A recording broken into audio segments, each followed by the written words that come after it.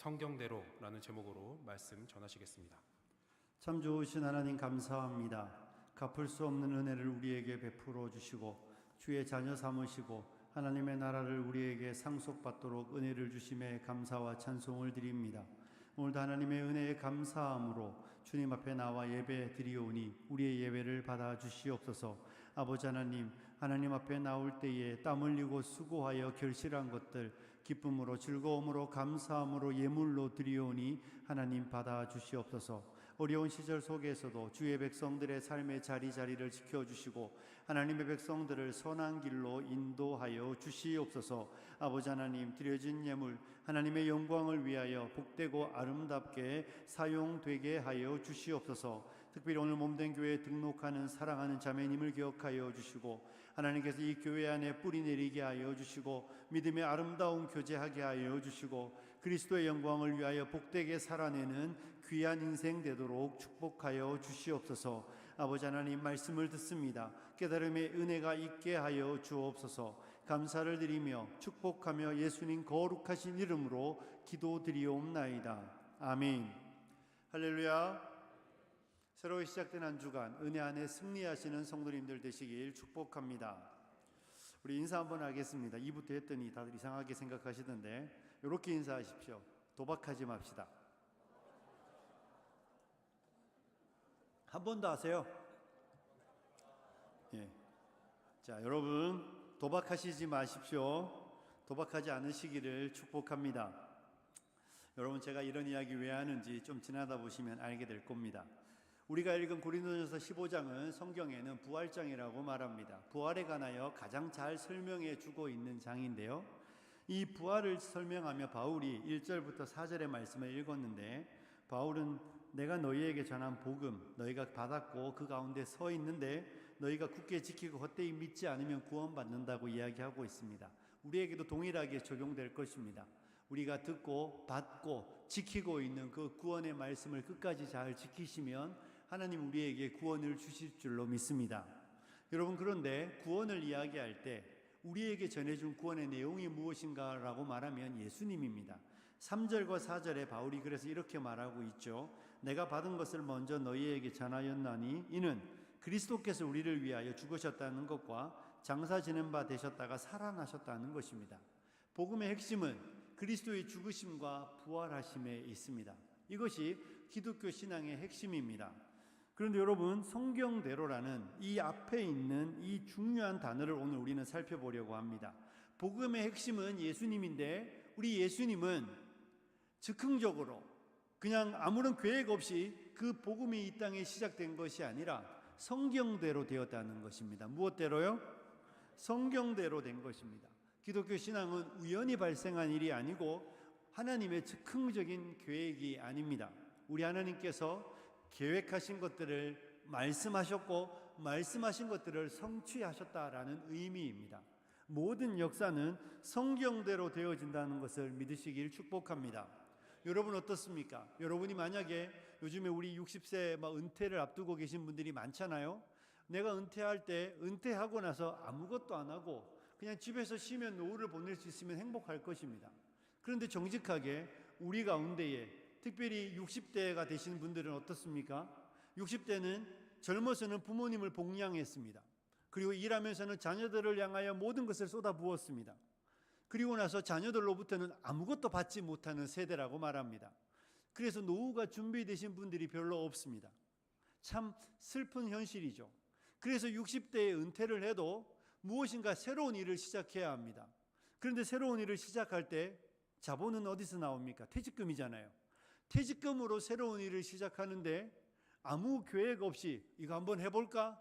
이러면서 가게를 여시는 분이 없을 겁니다. 내가 가진 자본이 얼마인지 생각하고, 그리고 이 자본으로 내가 잘할 수 있는 일이 무엇인지도 생각하고, 내가 잘할 수 있는 일을 어디서 하면 좋을지도 생각하고, 그래서 수없이 많은 고민과 수없이 많은 계산을 하고 가게를 오픈하는 것이 우리가 일을 시작할 때 그렇게 시작하는 것입니다. 세상에 어떤 일도 그냥 즉흥적으로 사업을 시작하거나 어떤 일을 하는 일들은 거의 없습니다. 무슨 일을 해도 생각하고 또 계획하고 그 계획한 일을 수없이 많이 머릿속으로 또 생각 속으로 적어보고 나서 일을 시작하는데, 이 인류의 구원을 위한 하나님의 일이 돌발적인 상황이나 즉흥적인 행동이나 하나님의 그런 교회 그런 일이라고 말하면 안 된다는 것입니다. 기독교 신앙에 있어서 가장 중요한 건 성경대로 우리 하나님이 계획하셨고, 그 계획하신 것을 말씀하셨고, 그 말씀하신 대로 이루어져서 성경대로 되었다고 성경은 우리에게 가르쳐 주고 있는 것이죠. 여러분, 사도 바울이 구약에 능통한 사람이었습니다. 그렇죠? 그는 가말리엘의 문화에서 배웠을 만큼 똑똑하고 구약에 능통한 사람이었습니다. 그가 다메섹 도상에서 예수님을 만나서 그의 인생을 그리스도께 드렸던 이유는 예수님을 만났기 때문이기도 하지만, 그가 만난 예수가 그가 그렇게 잘 알았던 구약에 바로 말씀하시는 바로 그 메시아 그리스도라는 사실을 확신했기 때문입니다. 그래서 바울은 구약을 통틀어 읽어보고 나서 구약의 모든 내용을 예수님과 대비해보고 대조해보고 살펴볼 때에 구약에 말한 바로 그 메시아가 예수님이라는 확신을 가졌기 때문에 그의 인생을 그리스도께 바쳤던 것입니다. 그가 이전에 구약을 다 알았지만 깨닫지 못했던 그 하나님의 구원의 역사가 성경대로 그리스도 안에 이루어졌다는 것을 발견했기 때문에 사도 바울은 그의 인생을 그리스도께 온전히 드릴 수 있었던 것입니다.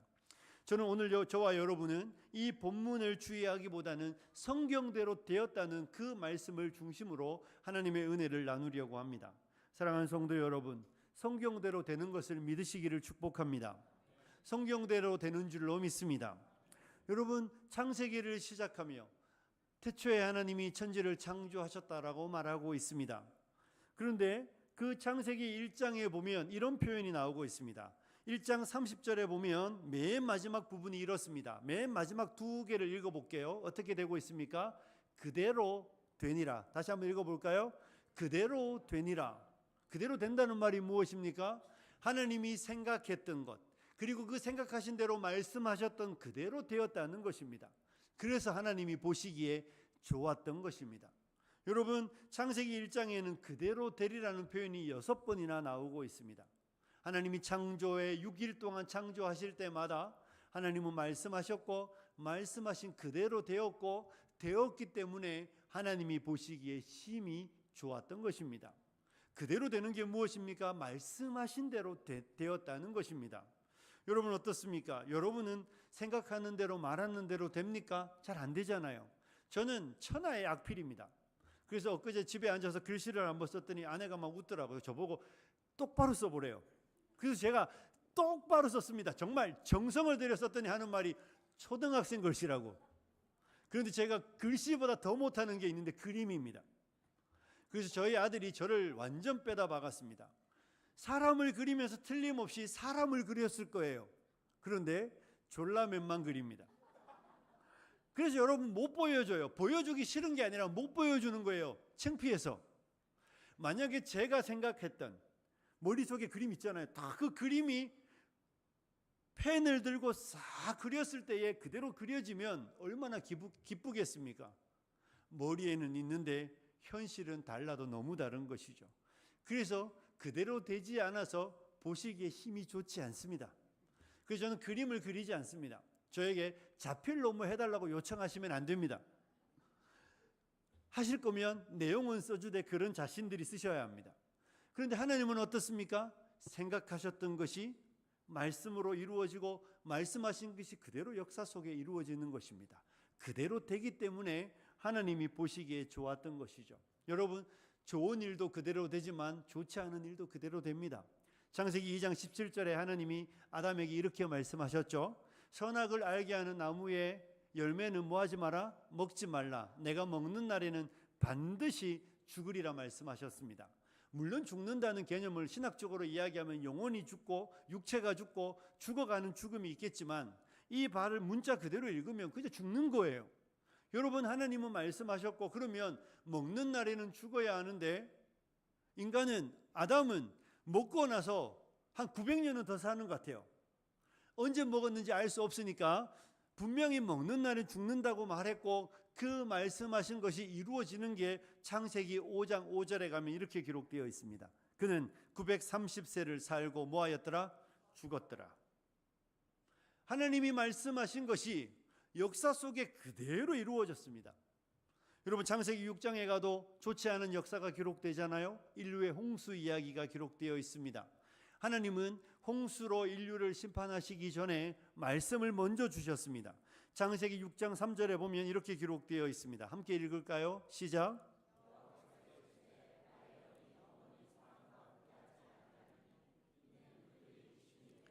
그러나 그들의 날은 120년이 되리라 하시니라. 아멘. 그들의 날은 몇 년이라고요? 120년이 되리라. 그리고 나서 하나님이 노아에게 말씀하시는 겁니다. 방주를 만들라고. 너의 날이 120년이라는 메시지를, 네가 방주를 만드는 날들 내내 내가 인류를 향하여 말하겠다는 것입니다. 그리고 하나님은 노아의 방주를 만드는 과정을 통하여 120년의 시간 동안 인류에게 말씀하셨습니다. 말씀하지 않고 일하시는 분이 아닙니다.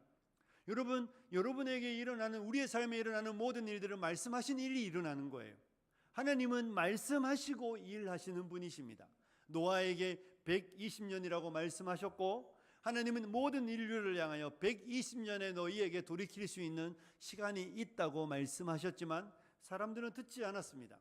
그리고 나서 120년이 되던 해에, 노아 600세 되던 해에 하나님은 하늘의 창을 여시고 땅에 샘을 터뜨리시며 모든 물들을 쏟아부어 인류에게 말씀하신 그대로 친히 나타내 보이셨습니다.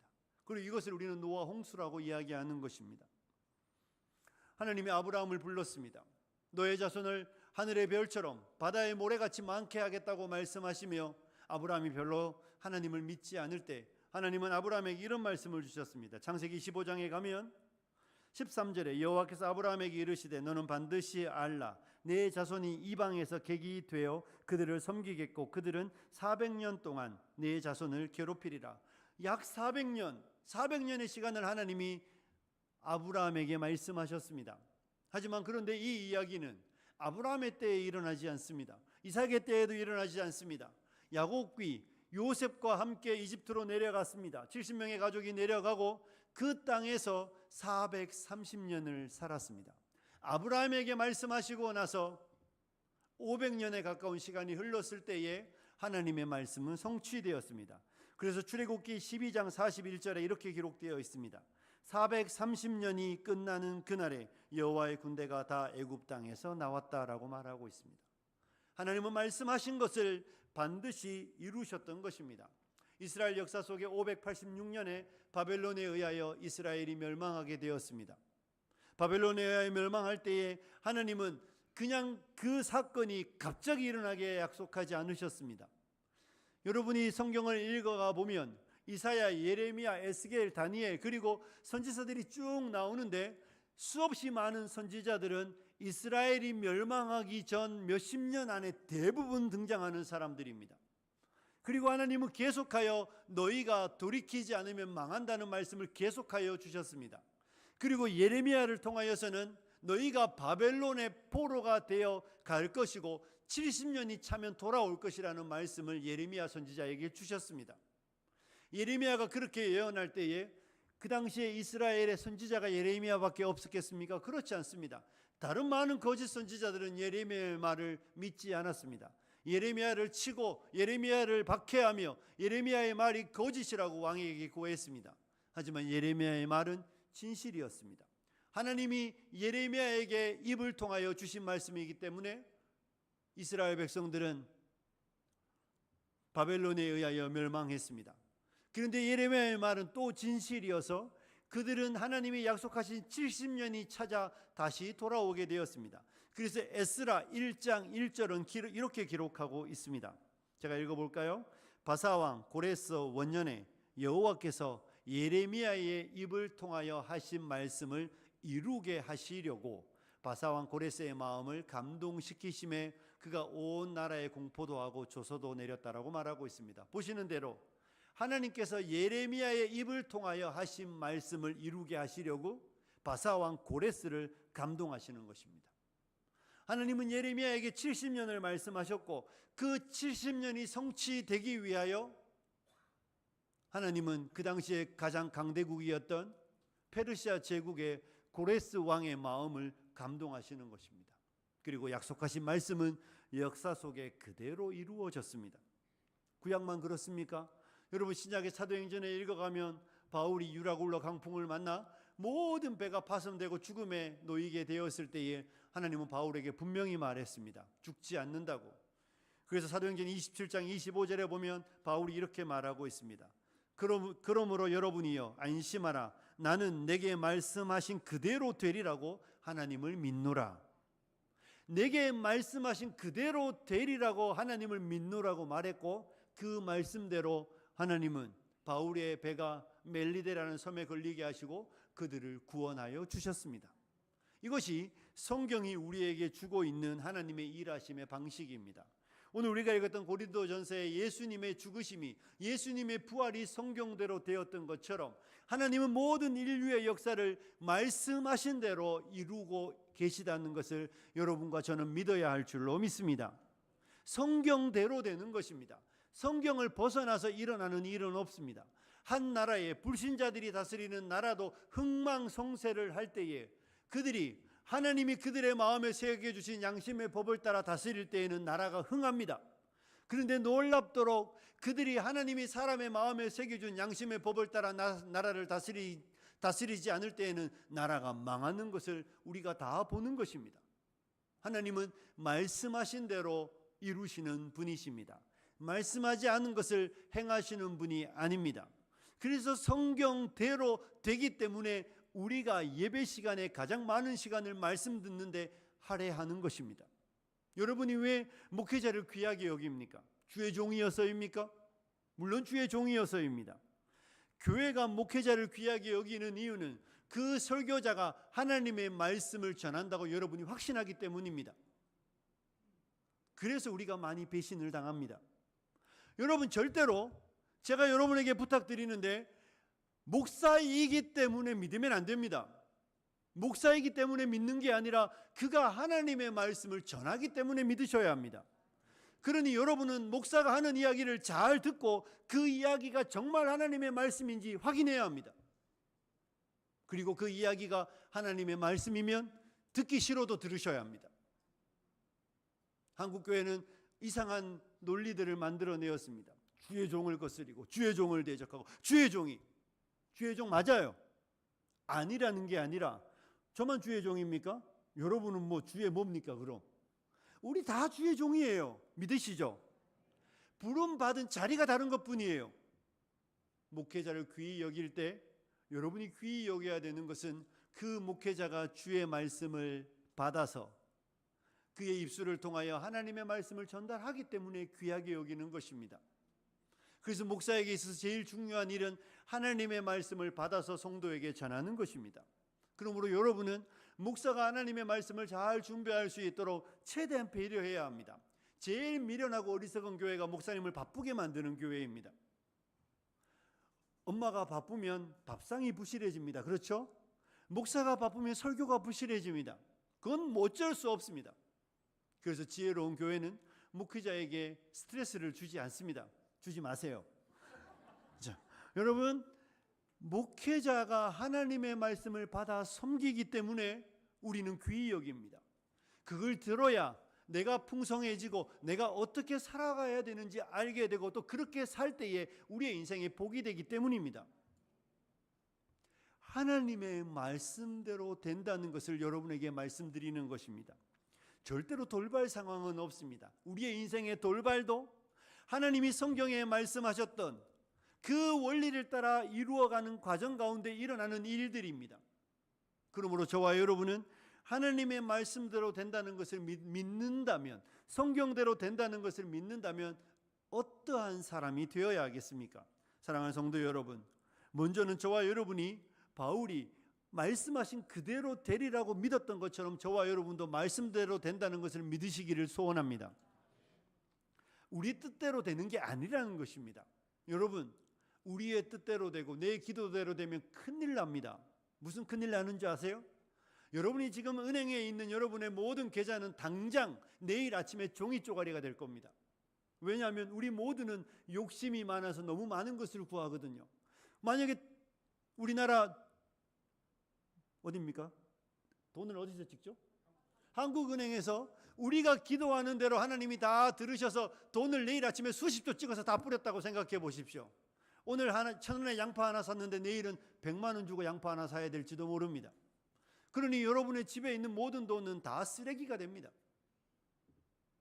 하나님의 뜻대로 되기 때문에 세상이 그나마 이렇게 유지되지, 우리 뜻대로 되면 모든 사람이 이런 사고 저런 사고로 다 죽을지도 모릅니다. 우리가 확신해야 되는 건 내 뜻대로 되지 않는다는 것입니다. 하나님의 뜻대로 된다는 것을 믿으시기를 축복합니다. 그렇다면 하나님의 뜻대로 된다면 우리는 하나님의 원리대로 살아야 한다는 것입니다. 성경은 우리에게 하나님의 원리, 세상을 다스리시는 하나님의 원리, 우리의 인생을 다스리시는 하나님의 원리를 말씀 속에 다 기록해 놓았습니다. 그러므로 저와 여러분은 이 성경의 원리가 어떠한지를 연구하고 배우고 깨달아 알아야 하는 것입니다. 성경의 원리를 알지 못하면서 잘 되기를 원하고 성경의 하나님의 통치 방식을 모르면서 내 인생이 형통하기를 원하는 건 미련하고 어리석은 것입니다. 성경은 우리에게 다 가르쳐 주었습니다. 하나님께서 우리에게 육신이 건강하기 위해서 잘 먹고 잘 자고 잘 볼일 보면 된다고 다 말하여 주었습니다. 그래서 밤이 되면 자야 하는 것입니다. 밤에 잘 자면 하루가 건강하고, 하루가 건강하면 우리의 육신이 건강합니다. 우리의 영혼도 마찬가지입니다. 하나님은 말씀을 통하여 어떻게 우리의 영혼을 다스려가고 우리를 인도하는지 다 말씀해 놓았습니다. 그리고 그 원리를 따라 살아가면 그대로 되는 것입니다. 제가 가끔씩 집에서 빵을 만듭니다. 그런 것도 해요. 제가 그런 거 하는데, 여러분, 제빵을 하는 가장 위대한 원리는 넣으라는 대로 넣으면 됩니다. 거기서 정해놓은 그램 그대로 넣으셔야 돼요. 그러면 그 맛이 납니다.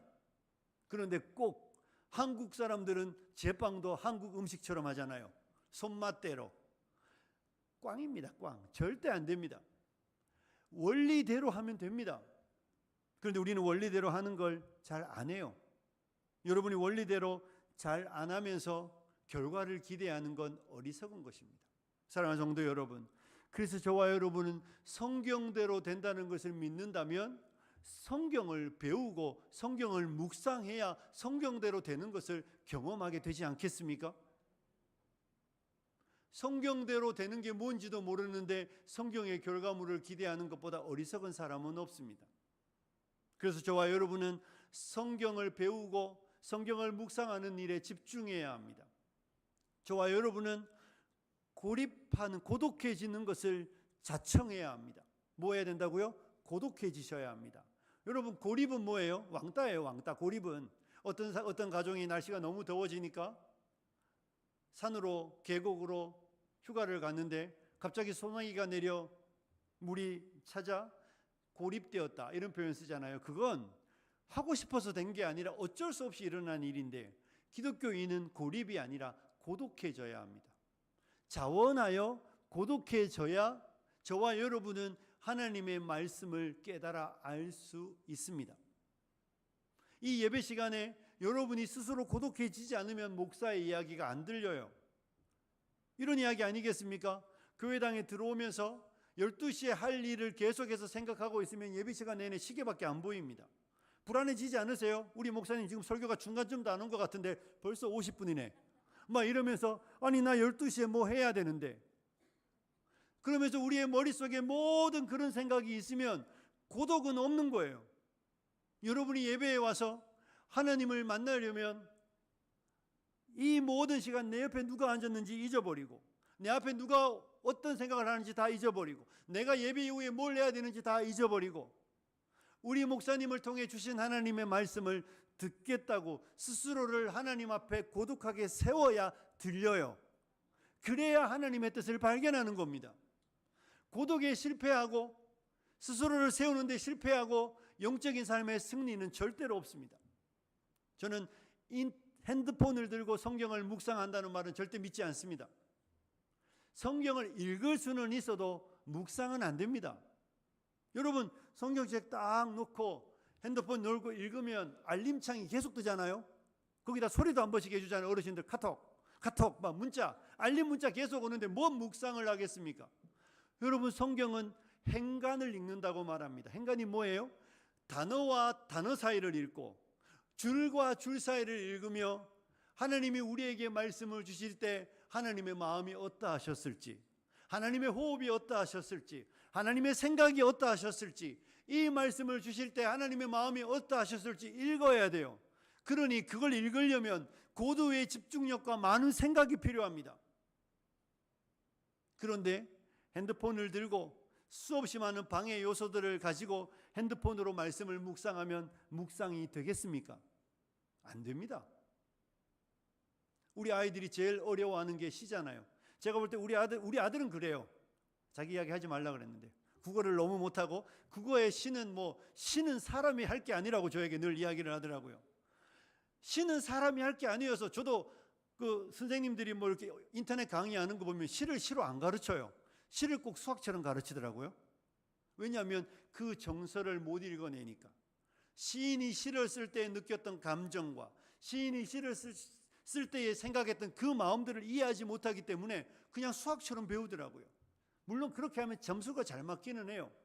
여러분 성경은 하나님이 우리에게 이 편지를 주실 때, 이 글을 주실 때 하나님의 마음이 있잖아요. 하나님의 생각이 있잖아요. 하나님의 호흡이 있으시잖아요. 그런데 그걸 스마트폰처럼 이 수없이 많은 방해 요소들을 안고 묵상을 한다고요? 안 됩니다. 그러니 저와 여러분이 고독에 실패하면 하나님을 아는 일에 실패한다고 보셔야 합니다. 오늘을 살아가는 많은 성도님들이 이렇게 스스로를 고독하게 만드는 일들에 거의 실패하고 있다고 저는 생각합니다. 여러분 어떻습니까? 지난 한 주간 여러분의 삶 속에서 정말로 가슴이 저며오는 하나님의 말씀 한 단어라도 떠오르는 게 있습니까? 여러분의 심령 가운데에 하나님이 새겨주신 하나님의 그 말씀 한 구절이 여러분의 마음에 살아 있습니까? 아니 한 단어도 안 먹었는데 어떻게 살아가겠습니까? 피죽도 못 먹는데 어떻게 힘을 쓰겠습니까? 하나님의 말씀대로 된다고 이야기하고 말씀대로 이끌어 가시는데 그 말씀 먹는 일에 실패한 인생이 하나님의 원리를 따라 성공적인 인생을 어떻게 살아가냐고요? 불가능합니다. 절대 고독의 시간과 장소가 없는 성도치고 경건한 삶을 살아낼 수 있는데 승리하는 사람은 없습니다. 목사인 저도 안 됩니다. 그래서 제가 이 교회 요즘 기도하러 오면 헤드폰 끼고 옵니다. 혼자 올 때. 왜냐하면 소리가 들려요. 저희 아내가 저에게 소모저라고. 전 너무 잘 들립니다. 그래서 너무 힘이 들어요. 하나님이 좀 잘 들리기만 하시지 말고 그러면 막 예쁜 소리도 이런 거 들리면 좋잖아요. 근데 들리기만 잘 들려요. 모든 소리가 거의 다 들립니다. 그래서 기도 시간에 되게 힘이 들어요. 헤드폰 끼고. 사무실에 목사님들에게 요청합니다. 몇 시 전에 전화하지 말라고. 근데 자꾸 전화를 해요. 문자도 하고 하지 말라니까. 왜 하지 말라고 그러겠습니까? 성경을 읽어도 묵상을 하려면 절대 고독의 시간과 장소가 있어야 되는데 쉽지 않아요. 목사인 저도 힘든데 여러분은 더 힘들지 않을까요? 그러니 저와 여러분이 인생에서 말씀을 따라 되어지는 삶에서 사랑하는 자의 내 영혼이 잘된 같이 범사가 잘되고 내가 강건하기를 원한다는 삶이 우리에게 응해지기를 원하려면 하나님의 원리를 배우고 알아야 되잖아요. 그런데 절대 고독의 장소와 절대 고독의 시간이 없는데 어떻게 우리가 성공적인 삶을 살아낼 수 있냐는 것입니다. 사랑하는 성도 여러분, 여러분이 고독에 성공하시면 여러분이 고독의 시간에 하나님의 말씀을 읽고 말씀을 배우는 데 성공하시면 절대 여러분의 인생 실패할 일 없을 것입니다. 그런데 여러분이 이 절대 고독의 시간에서 절대 고독의 장소에서 하나님을 만나는 데 실패하면 여러분의 인생에 성공도 없습니다. 처음에 우리 뭐라고 인사했죠? 여러분이 만약에 고독한 시간과 장소를 만들어내지 않으면서 우리의 인생의 성공을 기대하면 도박하고 있는 거예요. 하나님 앞에 내 인생을 도박하고 있는 겁니다. 생명이 가장 귀하잖아요. 내 인생이 가장 소중하잖아요. 그 소중한 인생을 하나님이 원리를 다 가르쳐 주셨는데 그 귀한 인생을 도박하듯이 하면 안 됩니다. 설명서를, 물건을 사면 설명서를 보고 잘 해야 되잖아요. 물론 다이소에 가서 뭐 2,000원짜리 하나 샀으면 설명서 안 읽어도 돼요. 또 2,000원 주고 사면 돼요. 근데 여러분의 아이가 뭐 모빌을 만들든지 뭐 레고를 만든다고 하면서 막 50만 원짜리 100만 원짜리 샀는데 그 안에 설명서가 있잖아요. 그죠? 그 설명서 던져버리고 받자마자 다 엎은 다음에 다 자른 다음에 만들어 보겠다고 하는 정신 나간 아이는 없습니다. 잘 아시잖아요. 어떻게 합니까? 비싼 거 사면 설명서에 있는 내용물이 다 있는지 확인하고 뭐부터 만들어야 되는지 차례대로 싹 정리하고 설명서를 펼친 다음에 아주 경건하게 책상을 싹 정리하고, 이수진 집사님 그렇죠? 책상을 싹 정리하고 책상에 뭐 있으면 안 돼요. 싹 치우고 한 페이지 넘기고 하나 자르고 한 페이지 넘기고 하나 잘라서 하나하나 한 땀 한 땀 만들어 갑니다. 왜냐하면 소중하니까. 그 설명서를 외울 정도로 해야 완성됩니다. 여러분 절대로 다 엎어서 하지 않습니다. 귀한 거잖아요. 인생이 그렇게 귀할진데 우리의 인생을 도박하듯이 살면 되겠습니까? 인생이 그렇게 귀하다고 말하면서 내 인생을 잘 살아내는 삶의 원리가 이 성경 안에 다 기록되어 있다고 말하는데 성경을 덮고 성경을 던지고 성경의 말씀을 듣는 일에 집중하지 않으면서 삶이 잘 되기를 기대하는 건 도박이에요. 그러니 우리가 서두에 도박하지 말라는 이야기를 여러분에게 드리는 것입니다. 사랑하는 성도 여러분, 하나님은 우리의 인생에 복 주기를 원하십니다. 믿으십니까? 하나님 우리의 인생이 형통하기를 원하십니다. 믿으십니까?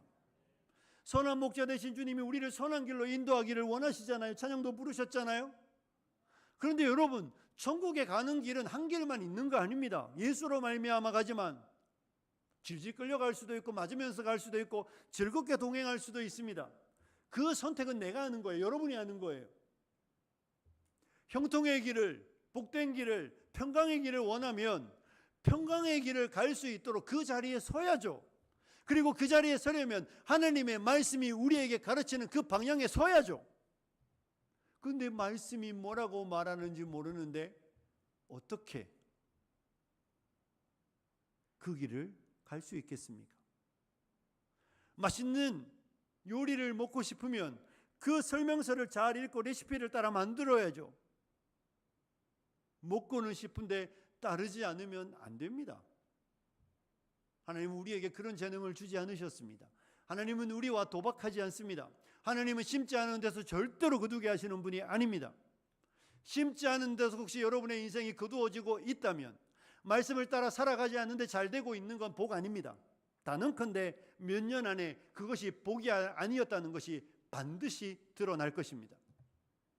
말씀을 따라 살아가고 말씀의 원리를 따라 살아가고 말씀의 원리를 배우고 체득하며 그 어렵고 힘들어도 그 원리가 내 삶에 실현되기를 애쓰는 인생에는 당장에 보기에는 고난이 있어도 그 인생 끝에는 반드시 하나님의 형통케 하시는 은혜를 보게 될 줄로 믿습니다. 사랑하는 성도 여러분, 말씀을 마무리합니다. 성경대로 된다는 것을 믿으시길 축복합니다.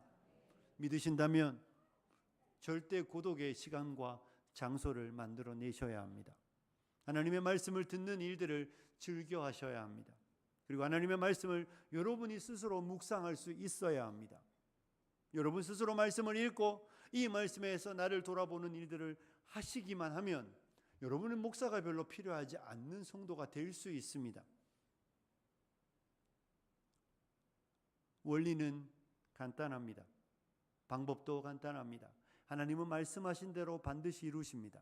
그러므로 그 말씀이 어떠한지를 잘 읽으시고 잘 배우셔서 그 말씀의 원리를 따라감으로 우리의 인생이 정말 하나님의 선한 인도를 따라 하나님의 그 놀라운 역사를 체험하는, 하나님의 놀라운 이적과 기적과 하나님이 하시는 그 놀라운 오묘한 방식들을 경험하는 그런 복된 인생이 되시길 주님의 이름으로 축복합니다.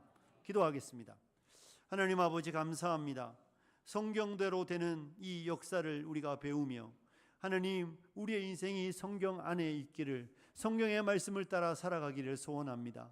그러기 위하여 우리가 절대 고독한 장소에 절대 고독의 시간을 만들어내며 하나님 앞에 서기를 다짐합니다. 우리 사랑하는 성도님들 용기 내게 하여 주시고 결단하게 하여 주셔서 말씀을 읽고 말씀을 묵상하며 말씀을 배움을 통하여 그 말씀을 따라 살아감으로 하나님의 형통케 하시는 은혜를 경험하는 주의 백성들이 되게 하여 주시옵소서. 새로이 시작된 한 주간 너무 분주하지 않게 하여 주시고 마음 빼앗기지 않게 하여 주시고 하나님을 만나는 일에 승리하는 우리들이 되게 하여 주옵소서. 예수님과 거룩하신 이름으로 기도드리옵나이다. 아멘. 찬송가 200장 함께 찬송하겠습니다.